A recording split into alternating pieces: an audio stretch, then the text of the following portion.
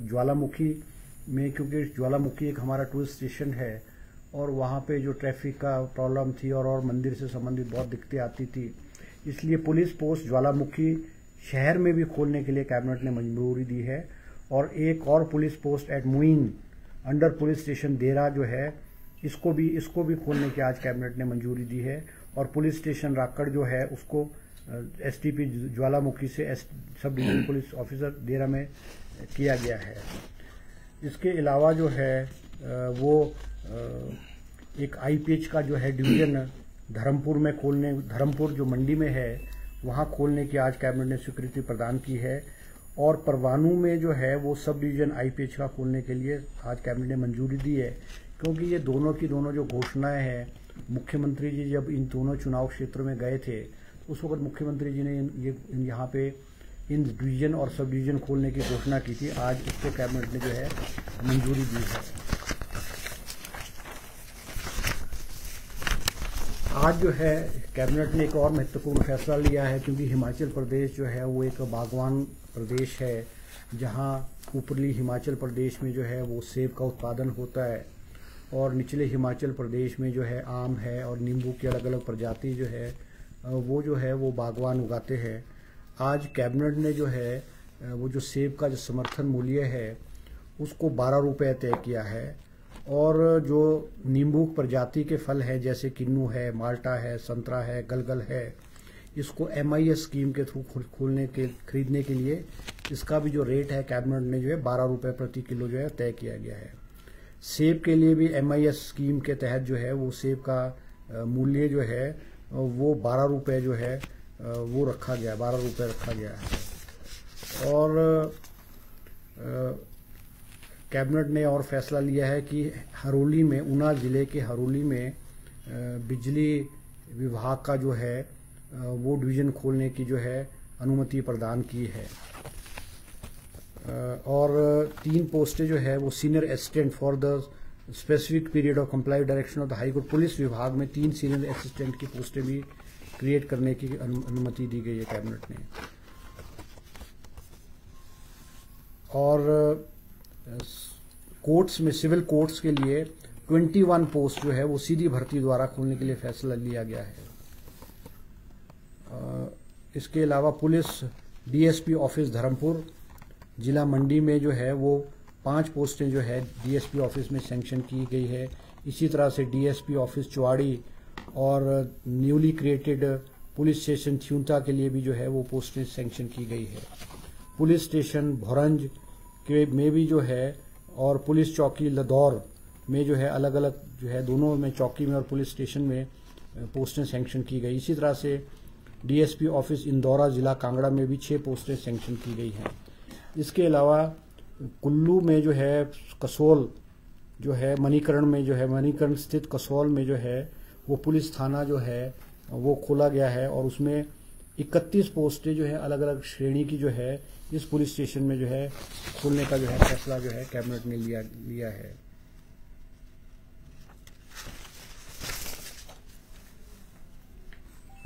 इसके अलावा जो है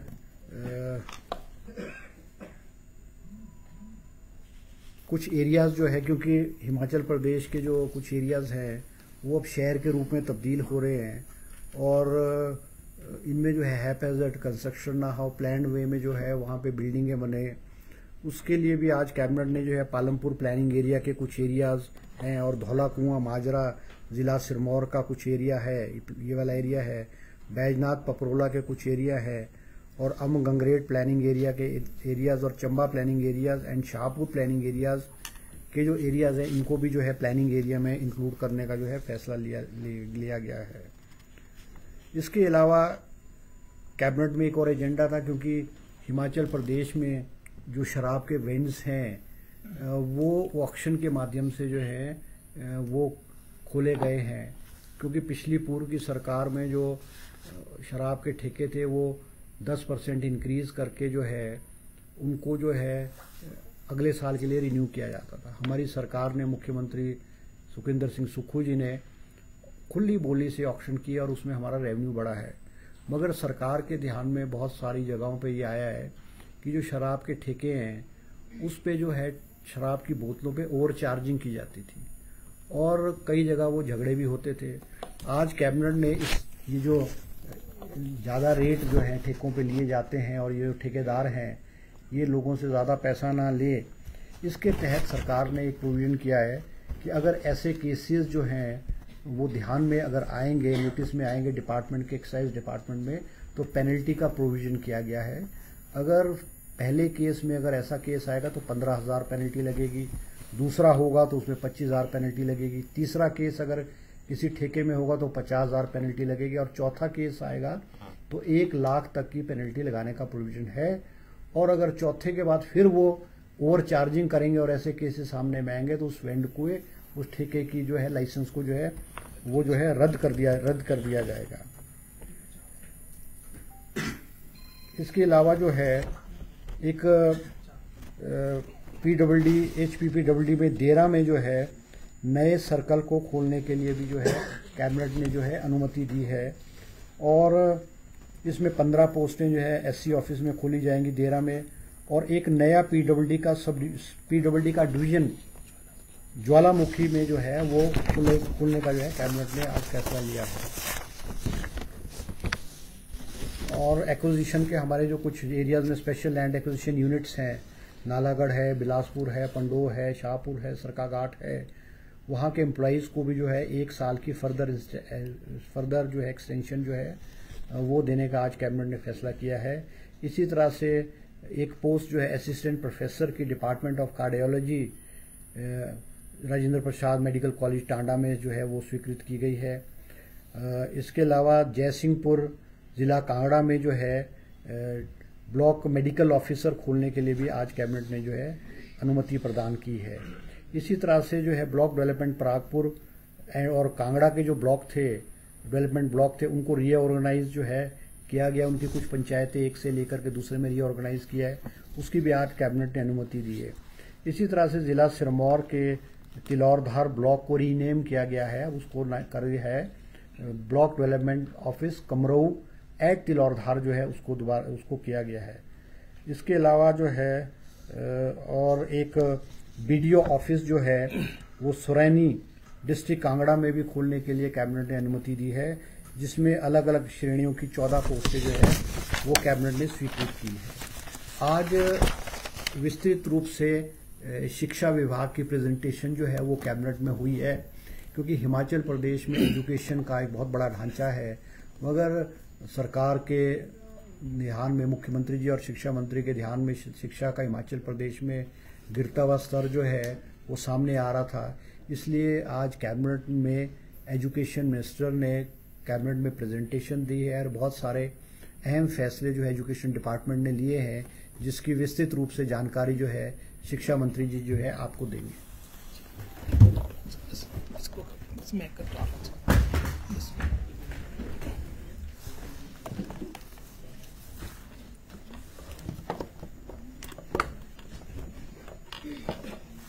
जैसा चौहान साहब ने कहा, आज हमारी कैबिनेट में बहुत से महत्वपूर्ण विषय जो हमारे प्रदेश के हित के थे उसमें निर्णय लिए गए और हमारा शिक्षा विभाग भी इसमें छूता नहीं रहा।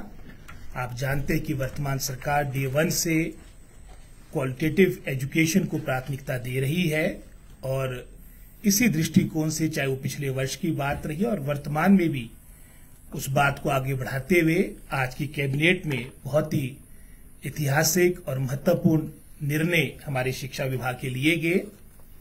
जैसे आप सभी जानते हैं कि आमतौर पे हमारे ट्रांसफर्स का दौर पूरे वर्ष चलता रहता है और जिसका सीधा प्रभाव बच्चों की पढ़ाई पे पड़ता है, स्टूडेंट्स पे पड़ता है।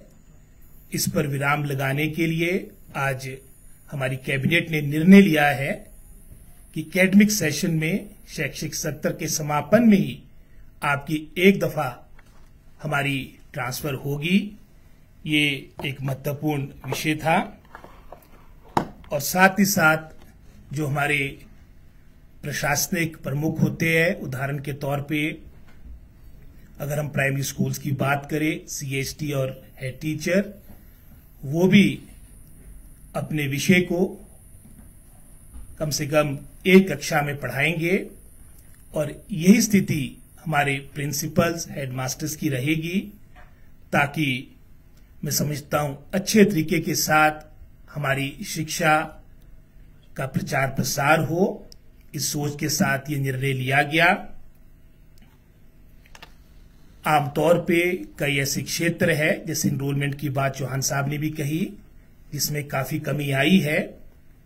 उसके लिए रेजिडेंशियल स्कूल्स का भी निर्णय हमारी कैबिनेट ने लिया है और पायलट प्रोजेक्ट में हमने अपने ट्राइबल एरियाज किन्नौर और लाहौल स्पीति में हमारी ये रेजिडेंशियल स्कूल्स आएंगे और इसके लिए स्थल का चयन करने के लिए हमारे डीसीज को कहा गया है। साथ ही साथ हमारे बहुत से ऐसे जीरो इनरोलमेंट स्कूल्स थे जिसकी संख्या लगभग 99 के आसपास बनती थी। इन्हें बंद करने का निर्णय लिया गया और मैं थोड़ा बैकग्राउंड में भी जाऊंगा। आज से 20 वर्ष पूर्व जहां क्लास फर्स्ट में पूरे हिमाचल प्रदेश में हमारे स्टूडेंट्स की संख्या क्लास 1 में लगभग कोई 1,32,000 के आसपास थी, वो घटकर 49,000 रह गई है। पूरे आपके फर्स्ट से लेकर 12th तक जो संख्या हमारे स्टूडेंट्स की लगभग 10 साढ़े 10 लाख थी, आज वो घटकर 7 साढ़े 7 लाख रह चुकी है। हमने दूसरा निर्णय जहां पर इनरोलमेंट कम है, उदाहरण के तौर पे प्राथमिक पाठशालाएं जहां पर एडजॉइनिंग क्षेत्र में ही हमारा दूसरा आपकी प्राथमिक पाठशाला है, उनको भी मर्ज करने का निर्णय लिया गया, जहां पर 5 या 5 से कम आपकी इनरोलमेंट होगी। और यही स्थिति मिडिल स्कूल की है। यहां थोड़ा डिस्टेंस हमने 2 से 3 कर दिया है। ये भी एक महत्वपूर्ण निर्णय है ताकि हम आने वाले समय में शिक्षा विभाग और अच्छे तरीके से स्ट्रेंथन हो, कंसोलिडेट हो। हमारे हर वर्ष, अगर आप पिछले वर्ष को छोड़ेंगे, आपके सरकारी संस्थान शिक्षा के क्षेत्र में बढ़ते रहे, इनरोलमेंट घटती रही और एक आंकलन के अनुसार हिमाचल सरकार प्रति स्टूडेंट लगभग कोई 37,000 के आसपास खर्चा कर रही है। और जो हमारा ग्रेडिंग में जो हिमाचल प्रदेश को जो एक समय था टॉप 3 स्टेट्स में हमारे को गिना जाता था, आज 18वें स्थल पे पहुंच चुकी है, जो एक चिंता का विषय है। तो इन सभी बातों को लेके हमारी आज कैबिनेट ने निर्णय लिया। हमारे सीनियर सेकेंडरी स्कूल में हमारे राष्ट्रीय ध्वज को भी उसको भी लहराया जाएगा, ये भी निर्णय लिया गया है।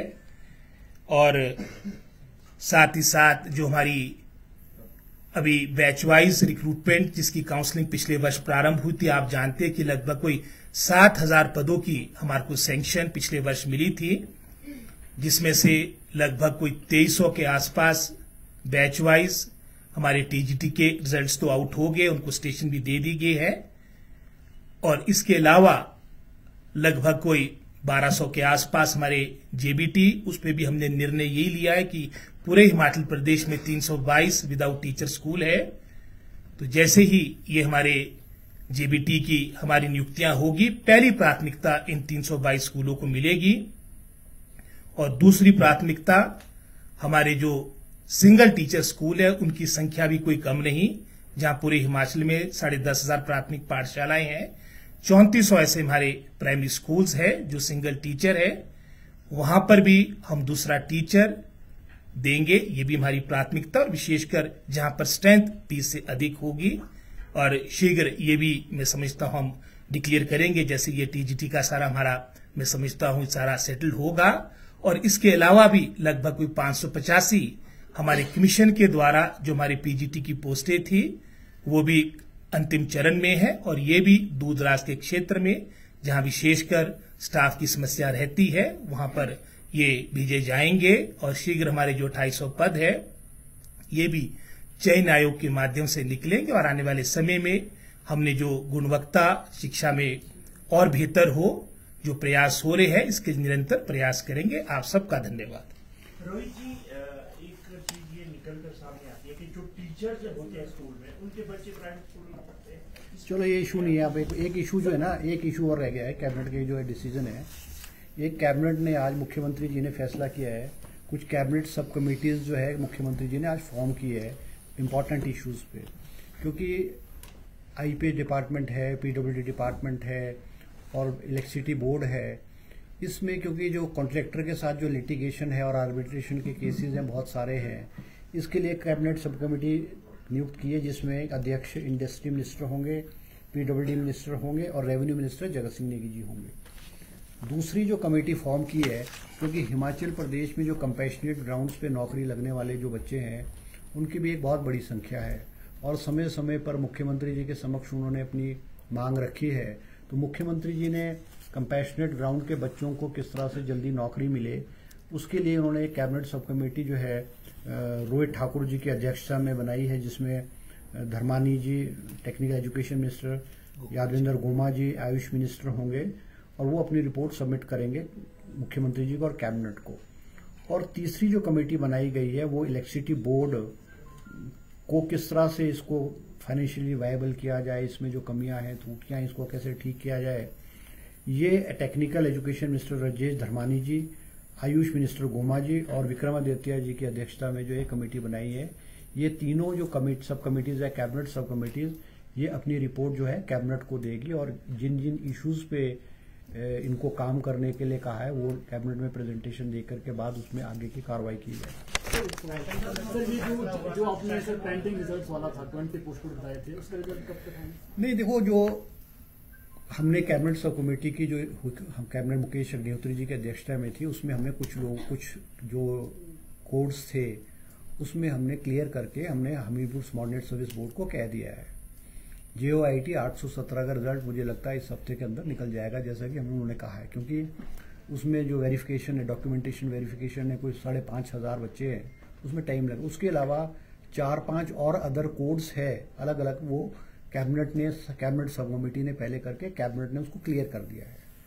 अब कुछ कैटेगरीज जो रही हैं उसमें 3-4 कैटेगरीज रही हैं, उसमें जिसमें अब वेरिफिकेशन करने के लिए कहा कि जिसमें कोई ज़्यादा एविडेंस है या ज़्यादा लगता है कि बहुत लार्ज स्केल पे मास कॉपिंग हुई है और जिनमें पेपर्स में भी कटिंग्स है और लग रहा है कि एक क्लियर एविडेंस है, उसमें अभी जो है कैबिनेट सब कमेटी ने उसको होल्ड रखा हुआ है। सेशन पे चर्चा हुई है। विधानसभा का सेशन जो है वो 27 अगस्त से किया जाएगा और ये सेशन 10 सितंबर तक चलेगा। इसमें जो है वो 10 सिटिंग्स जो होंगी और ये हिमाचल प्रदेश में पहली बार होगा कि मॉनसून सेशन जो है वो 10 सिटिंगों का होगा। अमूमन जो मॉनसून सेशन होता था वो 5 दिन, 6 दिन, ज्यादा 7 दिन का होता था, तो इसलिए 10 दिन का मुख्यमंत्री जी ने फैसला लिया है ताकि सत्ता पक्ष और विपक्ष जो है इस प्रदेश के मुद्दे जो है सदन में और सरकार के समक्ष जो है वो विस्तृत समय से उठा सके। सितंबर 10 सितंबर 27 अगस्त से 10 सितंबर शिमला में होगा। मॉनसून शिमला में होगा। वो उसमें कोई चर्चा नहीं है, उसमें कोई ठीक है। मैंने सवाल पूछा था कि एजुकेशन के स्तर को अगर टीचरों के बच्चे प्राइवेट स्कूलों में पढ़ रहे हैं तो कैसे? ये सुझाव तो बहुत अच्छा है आपका। अभी हमने जो अभी आपके हमारे जो टीचर अवार्ड्स का जो उसमें संशोधन लाया उसमें कहीं ना कहीं उसको अंक के साथ भी जोड़ा है। सुझाव अच्छा है, पर ये भविष्य की बातें हैं, अभी वर्तमान में तो आप एक सवाल है कि सरकार शिक्षा में गुणवत्ता जी लेकिन वही दूसरी तरफ अटल आदम स्टूडेंट क्या उनको निजी हाथों में देने का निजी हाथों में दे रही है सरकार? आप जानते ही है हमारे प्रदेश में जहां पिछली सरकार के कार्यकाल के दौरान उनका भी सपना था कि हर विधानसभा हल्के में एक आपका अटल विद्यालय बने और अंत में आपके 3 जगह ये आपके इस तरह के संस्थान आए। आपके धर्मपुर विधानसभा क्षेत्र में लगभग कोई 70 करोड़ के आसपास की लागत से आपका विद्यालय बना है और टोटल इनरोलमेंट उसके पास उसके नजदीक मात्र कोई 150 के आसपास बन रही है। तो हमारा यही जो भी मैं समझता हूँ एक हमने एक्सप्रेशन ऑफ इंटरेस्ट के माध्यम से एक जानकारी लेने का प्रयास किया था कि स्कूल के साथ हम अन्य क्या विकल्प हो सकते हैं ताकि जो हमारा पब्लिक एक्सचेकर का पैसा है, प्रदेश का पैसा है, उसका सदुपयोग हो। ठीक है जी, थैंक यू जी, थैंक यू। है किस पे? नहीं कोई चर्चा नहीं, थैंक यू जी।